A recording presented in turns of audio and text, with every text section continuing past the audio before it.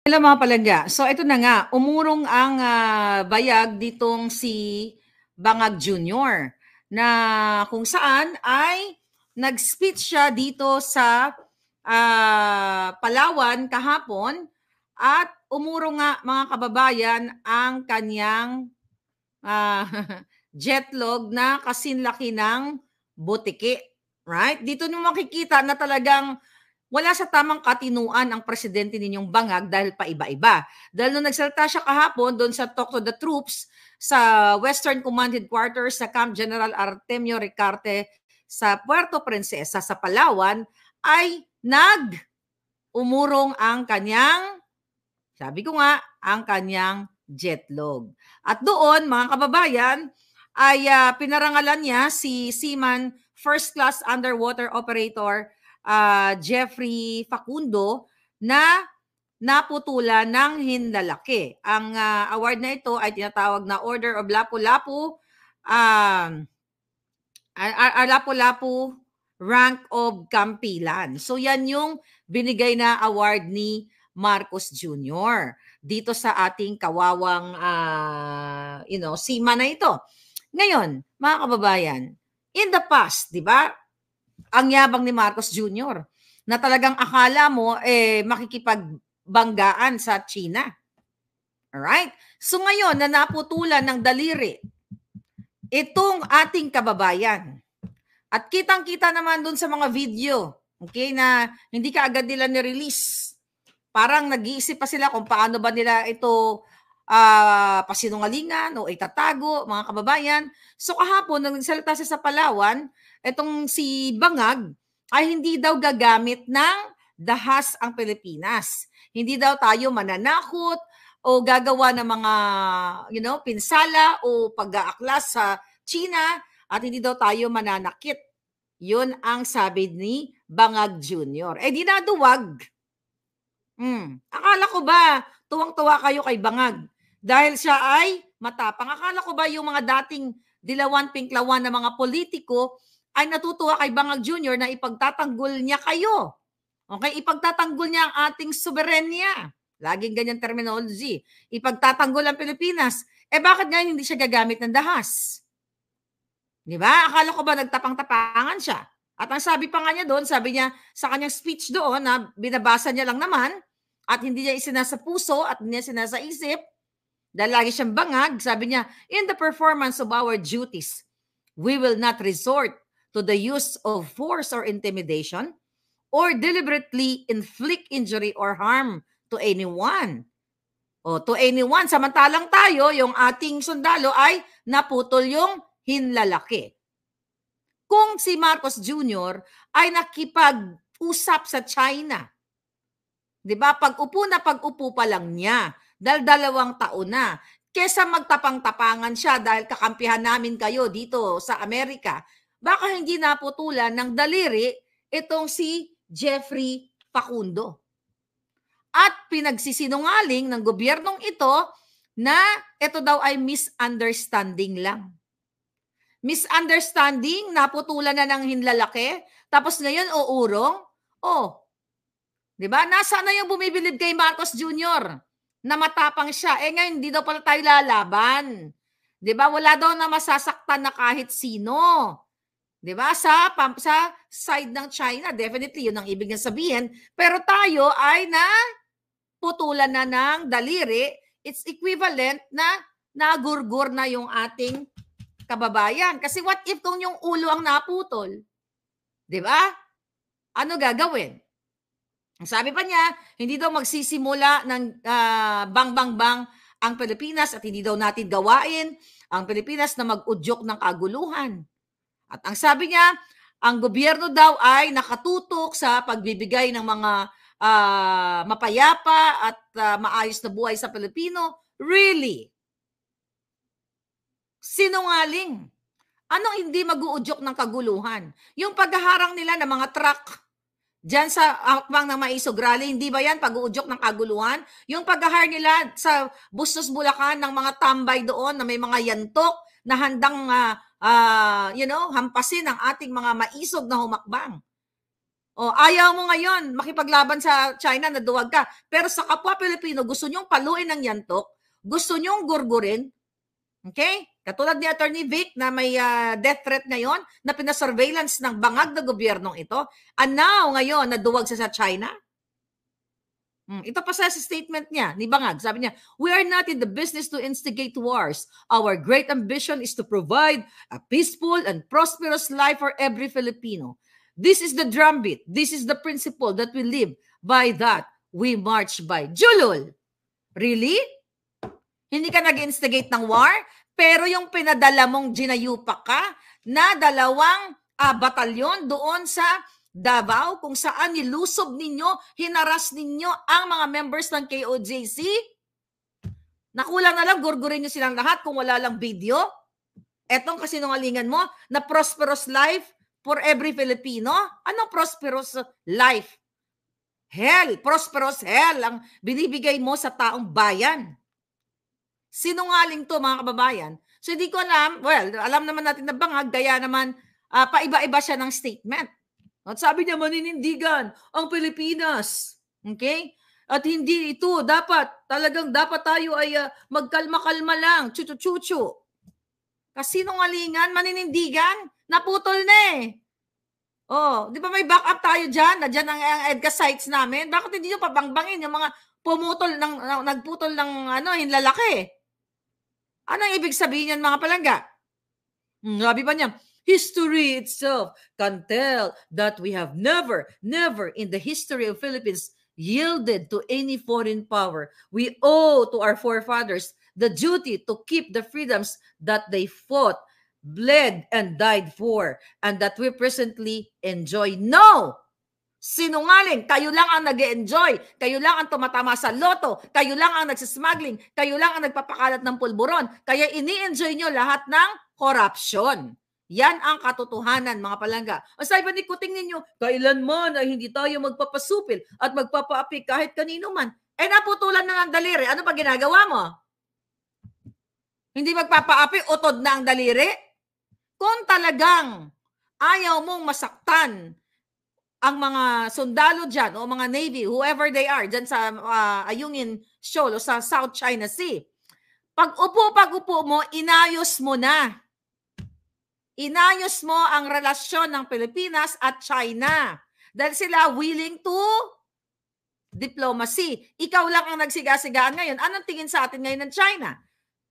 'Di ba? Sa kanilang actually may nag-send sa akin, mga palangga, mayroong article sa China na tinatawag tayong unggoy. Okay.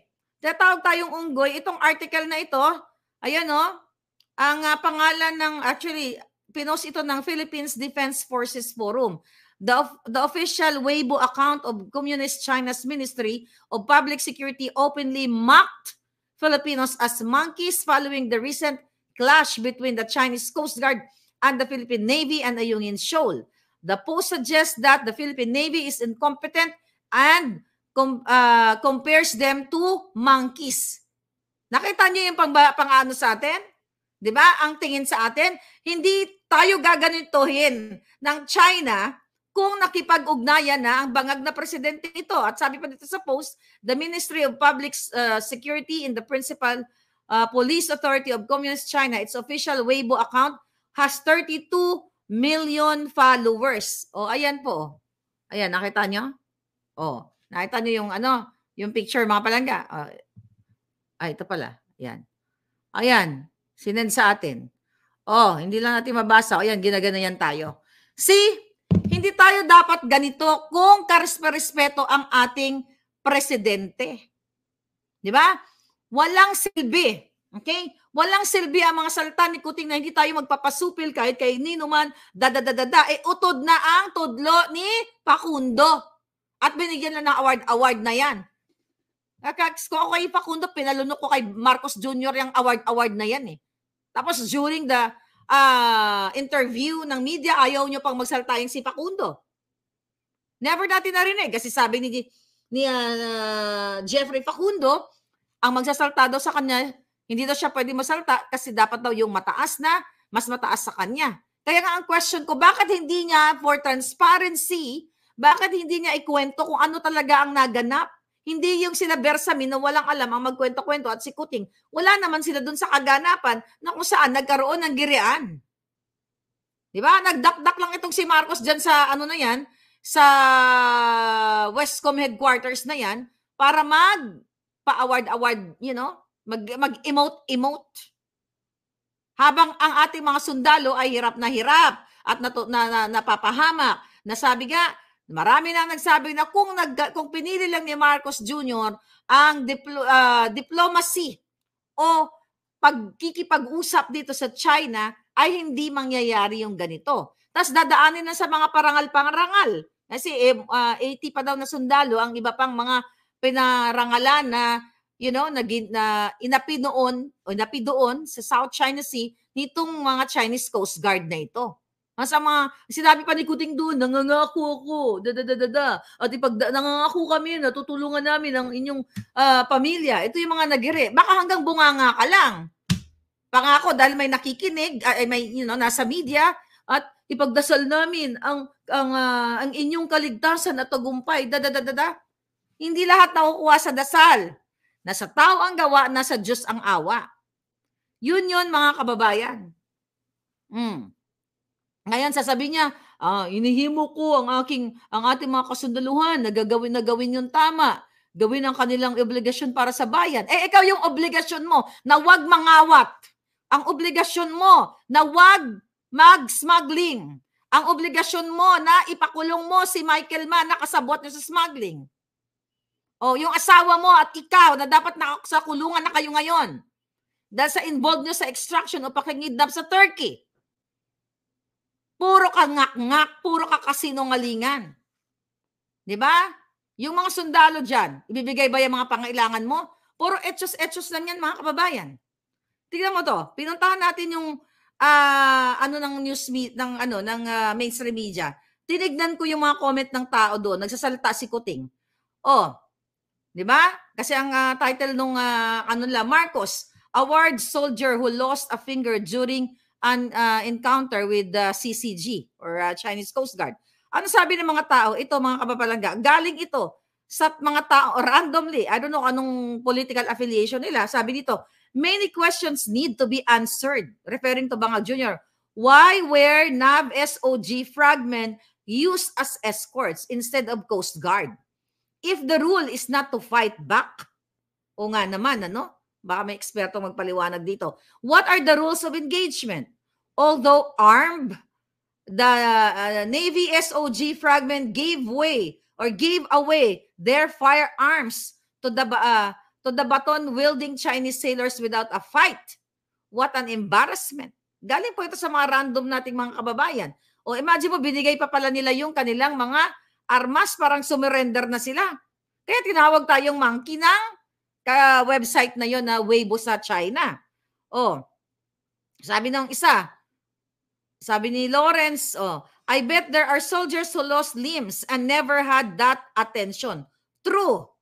Baka ang dami mga sundalong talagang natsugi, ito lang nagkaroon ng attention itong si Facundo, daliri yung naputol. Daliri, hindi natin sinasabi na daliri lang ang naputol sa kanya. Pero tama itong commenter na ito.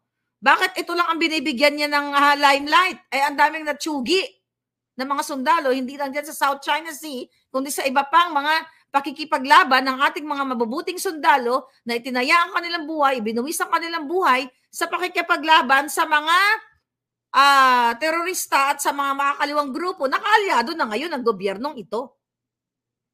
Ano sabi ng isang commenter? The award ang kailangan. Ang kailangan ay tamang polisiya para madepensahan kung ano ang atin. Hanga ako sa sundalo na naputulan ng daliri. Karapat dapat lang siya nabigyan ng award. Yun, nag-agree siya. Sabi ng isa, you can keep your award. Give that soldier monetary compensation instead. Sabi daw tutulungan. Pero alam niyo naman na hanggang dakdak lang itong bangag na ito 'Di ba? Parang 20 pesos per kilo lang yan na bigas na pinangako niya ng kampanya at hindi niya tinutupad. Sabi pa niya dito, this was his best, sabi ng commenter, to be speaker to the events. Keep promises in the speech but no action taken. His army was humiliated inside his own territory. but he has no immediate action but to offer that award. 'Di ba? Oh, ano pa sabi ng mga kababayan natin? Encounter ko no. You mean harassment? Oh, sabi ng ating commenter. Oh, ano pa? Nagagalit. Shut up and sabi ng isa, shut up and let them defend the Philippines. Oh, kung ako yung sundalo, kinapon ko yung medal after. Sabi niya, it was worthless, walang kwenta. But anyway, mga kababayan, so ito yung sinasabi natin na ang gobyerno ni Bangag Jr. ay paiba-iba ng statement. Wala sa tamang kaisipan at ipinapahamak tayo sa gurguran. Kaya sabi ko nga, mag-isip kayo, mga kansandaluhan. Baka sa susunod, hindi na lang daliri ang mautod sa inyo. Baka sa susunod, julo na ang majutol. Dahil ipinapahamak kayo ng gobyernong ito na polboronic, smuggler, kidnapper, lahat na nakasamaan, loto winner, loan better. Ito ang gobyernong manggugurgur sa bawat kinabukasan ng inyong mga anak. So you speak up now na.